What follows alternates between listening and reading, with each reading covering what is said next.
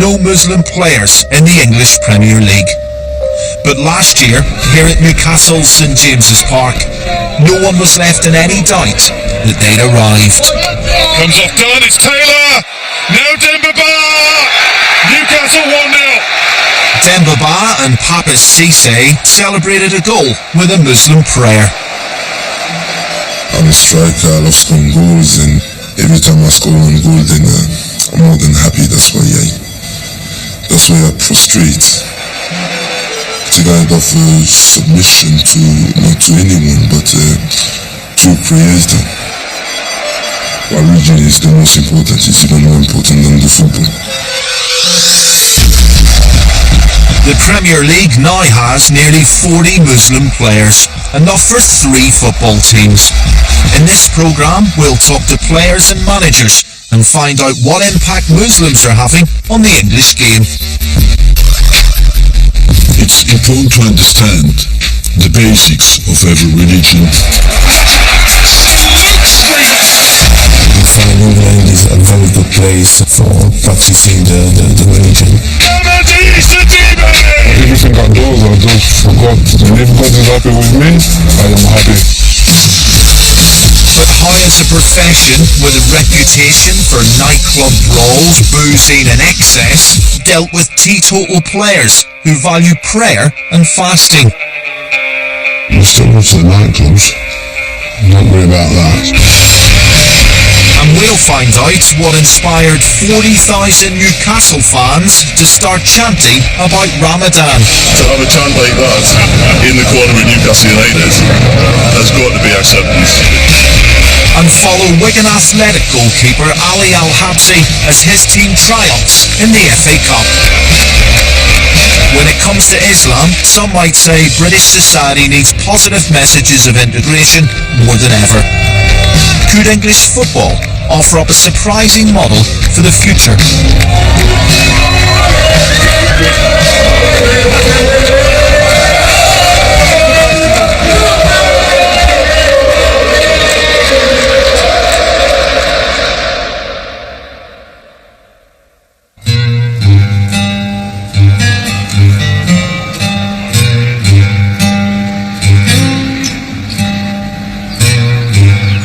It's May, almost the end of the English Premier League season, and not for the first time, Wigan Athletic are battling relegation.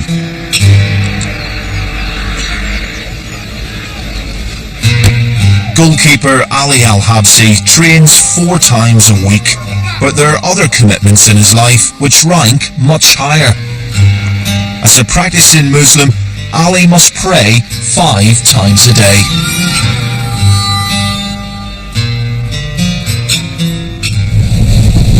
Sometimes in the football you have a lot of pressure and a really hard time in the football. But when you are Muslim, when you believe in your faith, I think everything happens because with a reason. When I left Oman 11 years ago, I was a fireman. And today I reached the highest level in the football in the most strongest league in the world. And this is one of my dreams. You know, when you have such a life like this, you have to thank God.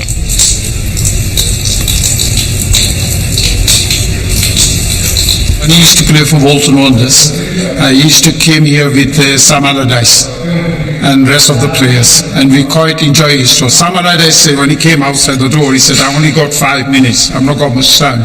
And you have a guess what time he left, after 1.5 hours. Some players take a huge amount of time before a game, praying to their particular God. They won't go out on the pitch without going and doing some of the certain routines that they do, and they feel that God in their religion plays a huge part in how they perform on the field. When I start praying before the game, everyone respect what I do, and this is great. And they ask me a lot of questions. I feel very happy to have more questions about Islam or about religion. We are sometimes curious to know how it works because it's different. It's just different with the other religions, especially for the Muslims. They have a lot of different things than the Catholics. So it's always interesting to ask them and why they do it. I think the average professional in a Premier League dressing room knows far more about Islam than the person on the street. So actually, Islamophobia, is an issue, but I think it's more an issue in English society than in English football. When it comes to accepting Islam, Premier League players are ahead of the game. But have the clubs adapted to Muslim players? Here at Liverpool's training ground, team doctor Zafar Iqbal looks after the physical well-being of some of the Premier League's biggest stars. As all the players know that I'm Muslim, and they'll joke about it. And so for me, I'd much prefer that, and that they at least understand of what my way of living is, and it's not hidden. The club itself have catered and been very accommodating. So for example, in the canteen, the chicken is all halal, and so the rest of the players, it doesn't really make a difference for them. I'm not asking for any preferential treatment. All it is just a little bit of awareness. You've got to be aware of it, making sure you've got a prayer room, making sure you've got halal meat if you need it for the lads who have to have that type of food, and that's always very, very important for you to make sure everybody's integrated into the club. We let everybody free to pray when he wants, but of course it cannot be in the middle of a training session, for example. It cannot be in the middle of a game. For the rest, everybody's free to believe what he wants and have a religion he wants. We respect that. It's quite simple. Clubs have realised that players, staff are important assets, and if you can get them on side, then you've got a better chance of them working harder for you. Come on, speed on the pass. Keeping players on side, always a good idea. However, the business side of the Premier League can pose challenges for Muslims.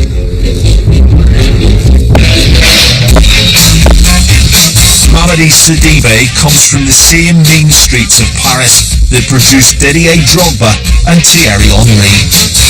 My first goal in Premier League and first win in the Premier League, so it was a foreign from Henry Daraps in front of the box. It was many Aston Villa defense here and just touched the ball and they went in. Let's see that for real, shall we? It's still up. A point lost and they're trying to clear. Mamadi Sidibé. It's Big Mama. But Mamadi's commitment to Islam means there are some dressing room rituals, like gambling, that he has to pass on. Never gamble in my religion is forbidden. I can't gamble. Someone's gonna make money, but I think you lose more money than anything else, and that's bringing more problem into your family, and I can't live without gambling. But for Muslim players who wear their faith on their sleeve, wearing a betting company's logo on their shirt can be uncomfortable. I think that's usually out of the hands of the Muslim.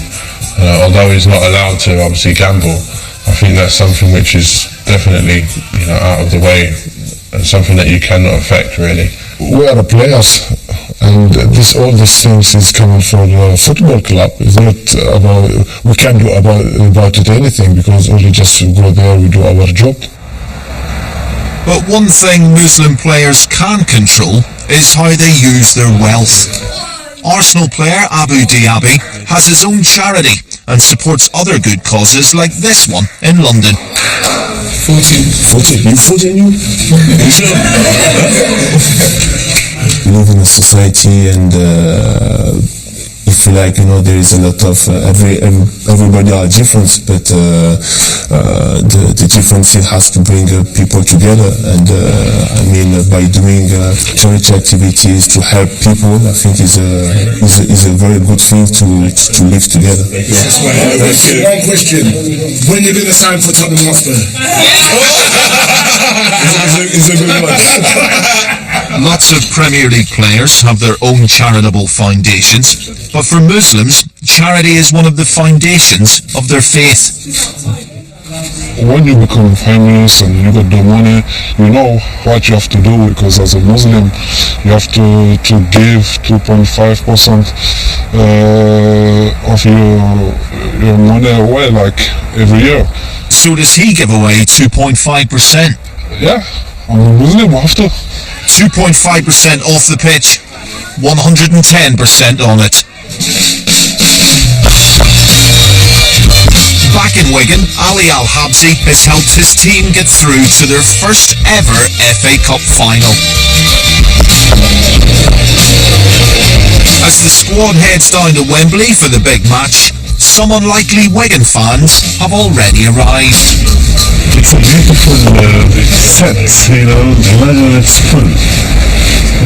This is the Omani FA. They've flown over to support Ali Al-Habsi as he's the captain of their national team. Joseph Al-Habsi, every single person in Oman will be following this game and hoping that Wigan will win this game. In recent years, Wigan may have been one of the smallest clubs in the Premier League, but they now have a massive following in the Middle East. Wigan have got quarter of their population coming, 23,000 tickets, and the town only has a population of 80,000 people. It's probably about 15,000 Omanis. Wembley hasn't seen that many Omanis since the 1996 final, when the Liverpool squad wore those awful white suits. Oh no, those were Armanis. The game here tomorrow is sponsored by a beer company. The English game has a love affair with booze, yet for Muslims, alcohol is forbidden. As a Muslim, we don't drink alcohol because of the effects it can have on the body. Ultimately, we're meant to be in control of our own actions, so alcohol can influence that. Greater professionalism in football has meant that the game is gradually sobering up. 20 years ago, you would have players who, after the match, their idea of refuelling would be 10 pints of Guinness. Now their idea of refuelling is, carefully calibrated bottles of isotonic drinks. And it's interesting talking to some managers is that, they think it's great having Muslim players in because they don't drink. We still go to the nightclubs.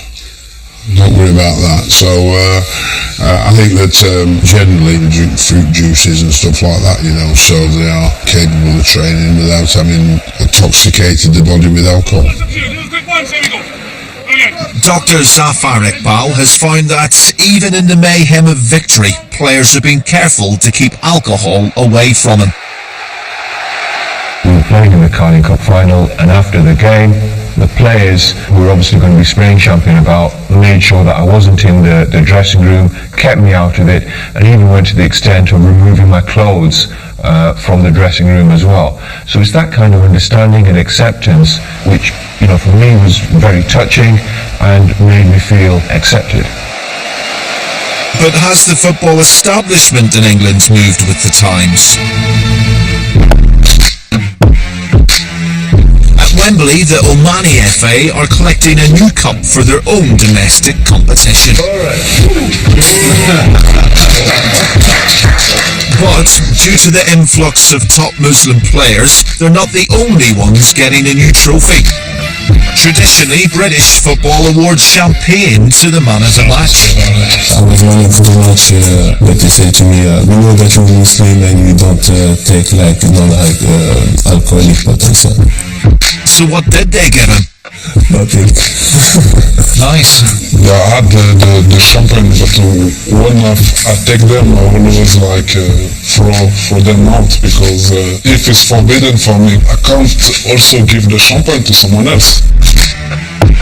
There was a famous incident when Yaya Toure won the Barclays champagne bottle as man of the match, and Yaya very politely said, I'm Muslim, I don't drink. And I think it was at some point after that Barclays realised, actually, Yaya Toure is winning so many man of the matches and other Muslim players are doing so well and winning man of the match. We don't have any champagne anymore, we will just have a sort of vase, bauble, trophy number.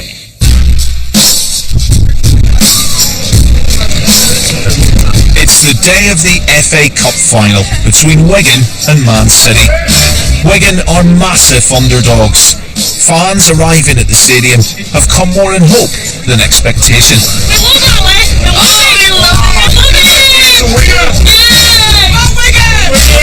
Yeah, he praised the start of his game. As a Wigan fan, everybody's sort of looking to the sky anyway to try and keep out the goals. He's a good player. He's got potential. He's got potential for the near future. So we've got 100% fit. The guys are good. Meanwhile, on the M6, a bus is bringing the family and friends of Wigan goalkeeper Ali Al-Habsi. It seems that even in Oman, the British summer is notorious.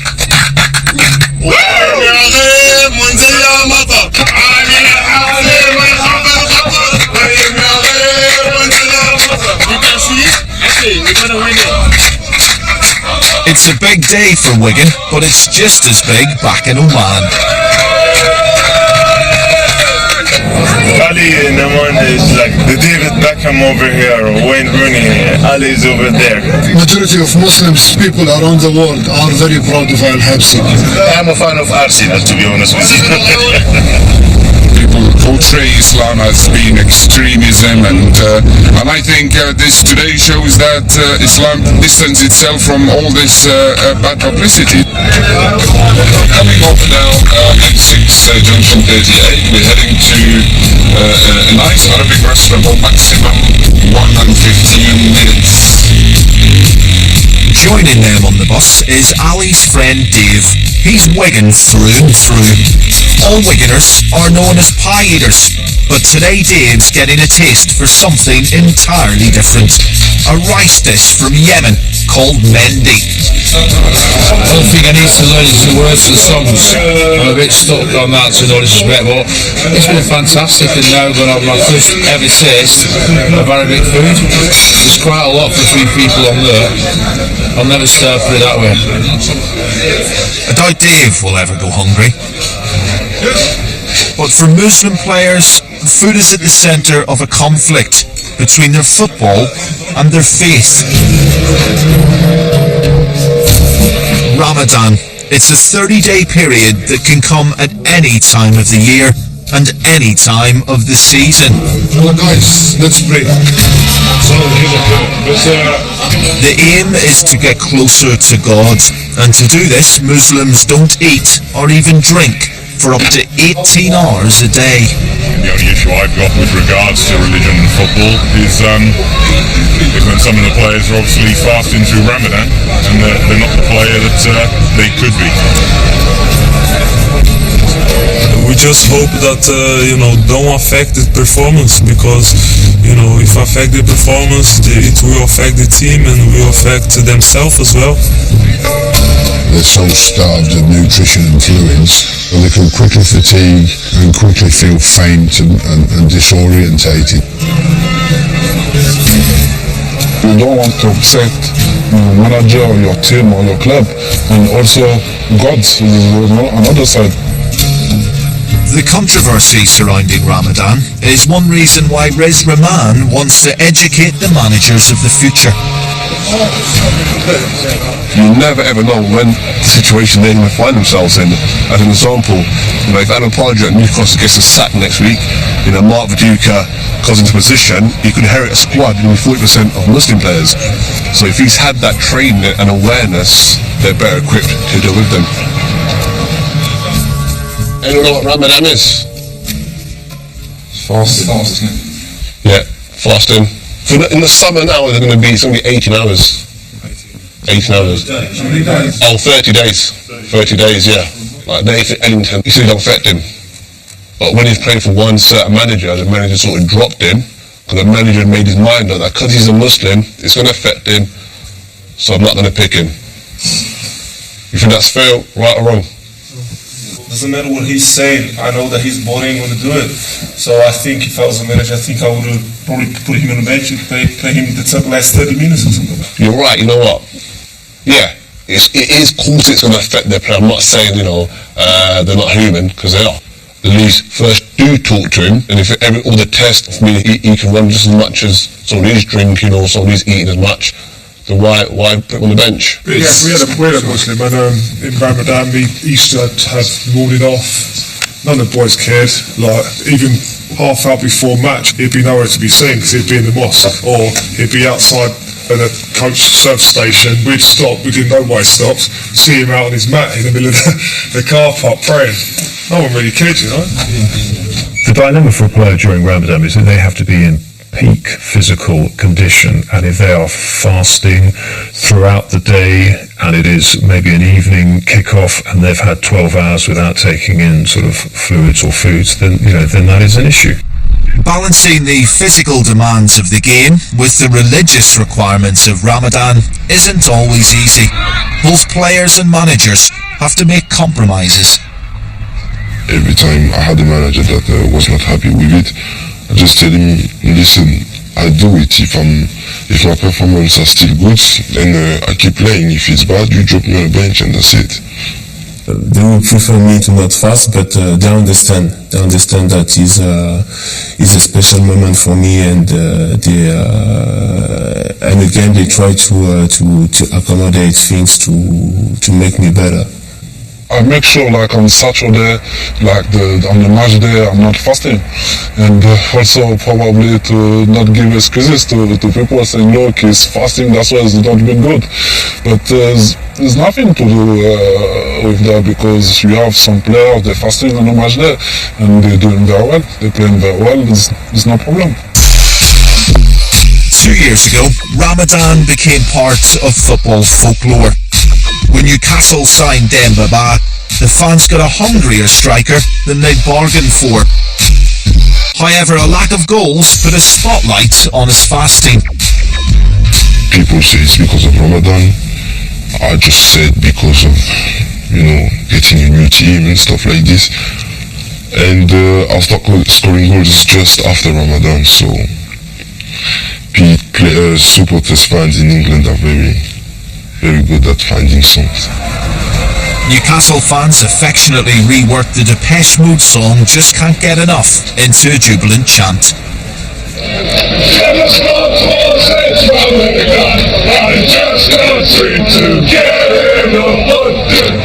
The Ramadan song is absolutely fantastic. He scored so many since Ramadan, and to have a chant like that in the corner at Newcastle United has got to be acceptance, and to be accepted to that level, to me, is fantastic. The song was chanted all season, outside and inside stadiums. Never scored 5 since Ramadan. Never scored 6 since Ramadan. He scored 17 goals, so it was a bloody long song at the end. Because you had to sing it, every one of those verses 17 times.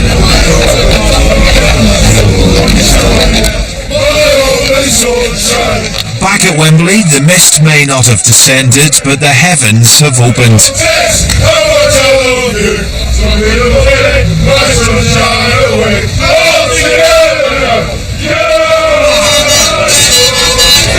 Meanwhile, on the bus, the Omani weather forecasters are about to get some news they hadn't predicted.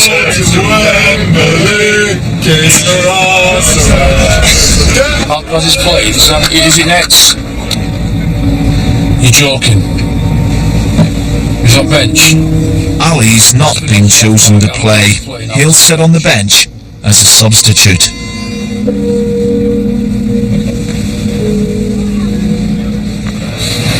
So disappointed because we were looking forward to seeing Ali playing and starting in, but manager's decision always you have to respect it. Because of the shocking news we just had, so I don't even feel that I want to watch the game really. If you're going to say something, that's what its main object is, to help you through life's trials and tribulations. My faith really guides my life in everything I do, every day, and it gives me also a lot of confidence. I think faith is important for life, if you don't have faith, I think you feel alone, really. Sometimes you get very hard time with injury, or maybe you didn't start the games, or a competition. But when you have the belief for yourself from God, you come in really stronger. Arriving at the stadium lifts everybody's spirits. The big journey, now is the time to enjoy it. Come on, Wigan!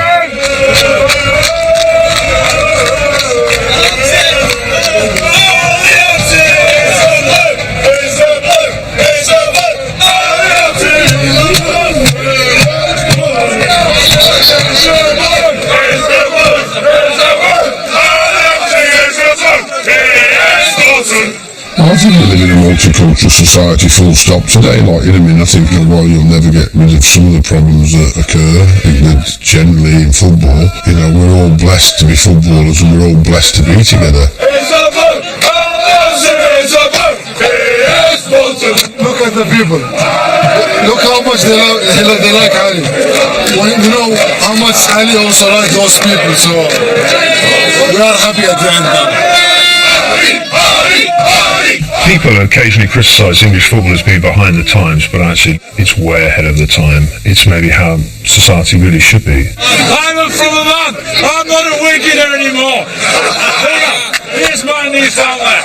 When the players come in more in the Premier League, I think the people will understand more about Islam, especially with the fans, because the fans, when they see some Muslim players in the big clubs and all Premier Leagues, they start reading about this Islam and everything, and you get more understanding how you are like normal people, and you like to be with everyone.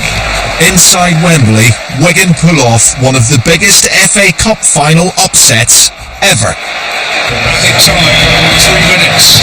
Maloney with the corner in towards Watson. There is a new name on the old trophy, and that name is Wigan Athletic. We won. Come on, Wigan. I told you we're gonna win, and we're winning. Yes. We went crazy, we're just jumping like crazy.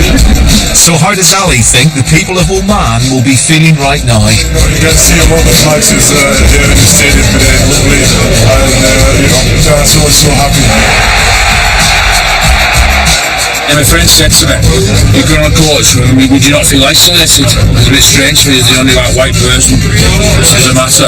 It's fantastic. It just shows that you can go to a game and not drink alcohol and have a better time.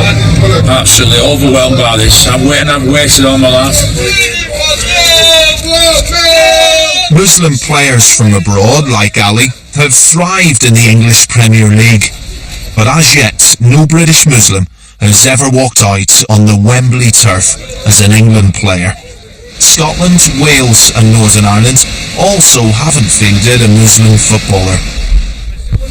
Zesh Rahman is one of the few British Muslims to have broken through to the Premier League. He believes that one day a British Muslim will go one step further and play for England. When the day comes when a British Asian kid plays for England, it will be massive in terms of integration and opening up the mindsets of people a lot more, because if one thing can help to create harmony, it's football, and if that day comes, it'll be a monumental occasion.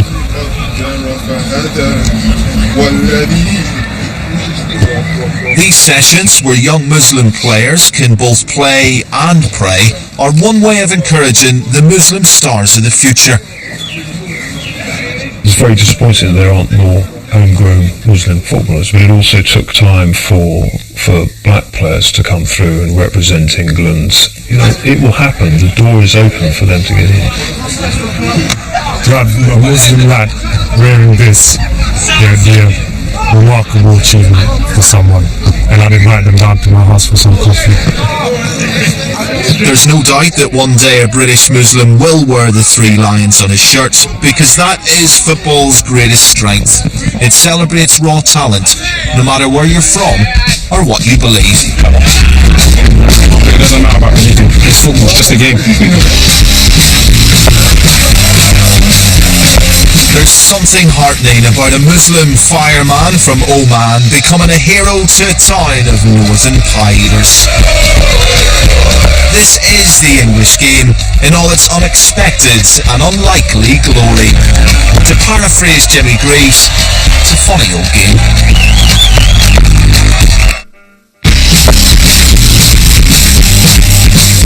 Fasting Luis Suarez, he'd come to me at sunset and say, look, it's time to eat, just like I'd forgotten. What do you call that Everton player? Play weekend journey.